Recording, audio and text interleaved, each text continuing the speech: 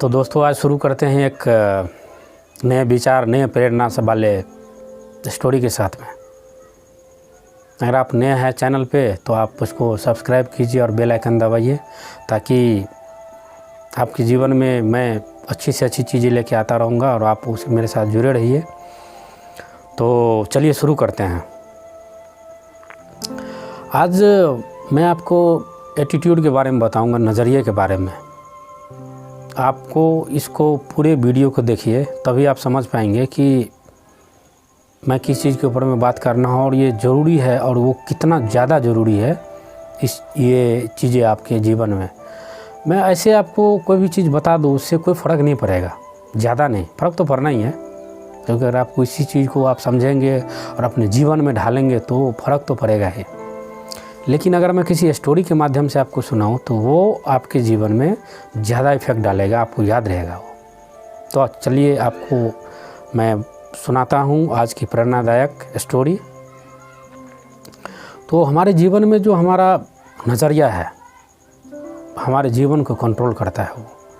तो आप सोचिए कि ये कितनी बड़ी चीज़ है कि हमारे जीवन को वो कंट्रोल करता है वो, हमारा एटीट्यूड, हमारा नज़रिया। तो हमको हमेशा इसके ऊपर में काम करना है, उसको समझना है और ये ध्यान रखना है कि ये ठीक है। तो इसके जो दो चीज़ें हैं ना, ये तो पॉजिटिव और नेगेटिव। तो जो हमारा झुकाव है वो पॉजिटिव की तरफ होना चाहिए, तो इसको ध्यान में रखना है आपको, क्योंकि ये चीज़ आपको, अगर आप नीचे गिरे हैं तो आपको ऊपर उठा देगी वो, और उतना जितना कि आपने सोचा नहीं था।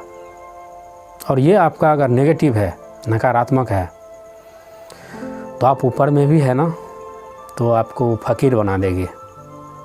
तो इसको आपको बहुत ही गंभीरता से इसको लेना है।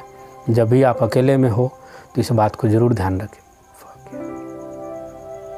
कथा हो तो उसका जो पिताजी था वो बहुत ही चिंतित था कि मेरा बेटा जो है एक तो बहुत अच्छा है और जो दूसरा मेरा बेटा है वो अच्छा नहीं है, वो दुखी रहता है, तो क्या किया जाए। तो उसने क्या किया कि उसको एक मनोचिकित्सक के पास ले गया, कि बोला कि उसको कुछ सजेशन दो, उसको हम कैसे ठीक कर सकते हैं। मनोचिकित्सक के पास उसको ले गया।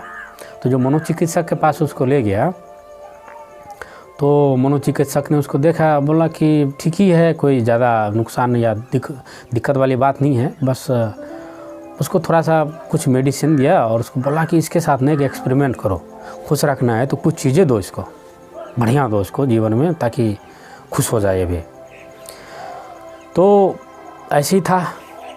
तो ऐसे ही उसको लेके आया घर, और घर आने के बाद जो है 2-3 दिन के बाद एक प्लान किया। तो प्लान किया कि बोला कि बेटे आज हम ना तुमको गिफ्ट देंगे।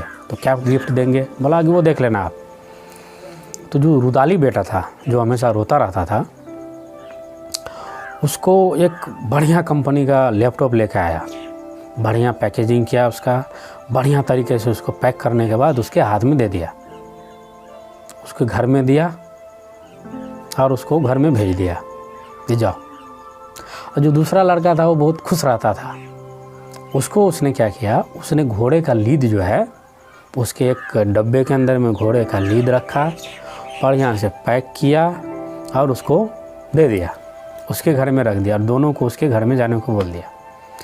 तो जब वो जो नेगेटिव लड़का था उसके कान लगा करके जो उसके पापा थे उसने सुना, तो उसने खोला, उसको देखा कि लैपटॉप है, नया लैपटॉप है, ब्रांड न्यू गुलाबी लैपटॉप, जो आपका पिंक कलर का होता है ना वो। तो इतना बढ़िया कंपनी का लैपटॉप देखने के बाद, उतना बढ़िया लैपटॉप देखने के बाद भी वो रो रहा था। बोला यार ये लोग ना हमेशा मेरे साथ चीटिंग करता है, मुझे गुलाबी क्यों दिया, किसी और कलर का दे देता, ब्लैक दे देता, कीपैड इसके टूट जाएंगे, इसका स्क्रीन फूट जाएगा, कचरा है ये, कौन चलाएगा ये, मेरे साथ तो धोखा ही होता है, मैं तो बेकार ही है मेरे लिए ये। और वो वहाँ रोने लगा। तो उसके जो पेरेंट्स थे उसने क्या किया कि चलो अब जो दूसरे बच्चे हैं उसके पास चलते हैं। तो जो दूसरे के बच्चे के पास गया, उसके कान लगाकर जब वो सुना तो वो बहुत ही खुश था। और वो खुश, इतना ज़्यादा खुश था कि आप सोच नहीं सकते। बोला कि ये तो आज मेरे जीवन में चमत्कार हो गया। कैसे कि मैं हमेशा ऐसे घुमा करता था, आज मेरे पास घोड़ा है। बोला घोड़ा किधर है? बोला ये जो इतना बड़ा लीद है ना, जो इतना लिद लेकर आए हैं कहाँ से लाएंगे? इसका मतलब है कि इसने एक घोड़ा मेरे लिए खरीदा है और उसने घोड़े का लिद दिया ताकि मैं सोचूं कि मेरे साथ ये घोड़े का लिद दिया है। और वो बंदा बाहर आकर के ढूंढने लगा कि पिताजी मेरा घोड़ा कहाँ है, आपने ज़रूर घोड़ा लाया है मेरे साथ, मैं बहुत काफ़ी खुश हूँ कि आज मुझे आपने घोड़ा दिया। बोलो बेटा कि घोड़ा किधर? बोला नहीं, आप मेरे साथ मजाक नहीं कर सकते, इतना ज़्यादा लीद आप कहाँ से लेके आ सकते हैं। तो ये एटीट्यूड है। किसी के जीवन में कितना भी कुछ हो जाए वो रोता ही रहता है, कुछ आदमी जिसके पास कुछ भी नहीं है वो वहाँ भी खुश रहता है। सुख और दुख की जो डेफिनेशन है वो तो एक अलग चीज़ है, लेकिन अगर आप युवा है, अगर आप 60 साल के अंडर है तो आपको फिर उठना चाहिए और अपने एटीट्यूड को पॉजिटिव रखना चाहिए और आपको जो है ना बढ़ना चाहिए, आगे बढ़ना चाहिए आपको। जो पॉजिटिव लड़के का जो एटीट्यूड था उसके जीवन में अगर लीड भी डाल दिया तो भी वो खुश था। तो हमें जीवन में विकसित करना है किस चीज़ को, ऐसे एटीट्यूड को, ताकि आपके जीवन में कुछ भी हो जाए कोई आपको हिला ना सके। जीवन में दुख मुश्किलें तो आएगी और लोग भी आएंगे जो आपको चाहेंगे कि तोड़ना, लेकिन जब वो आपके पास तोड़ने के लिए आए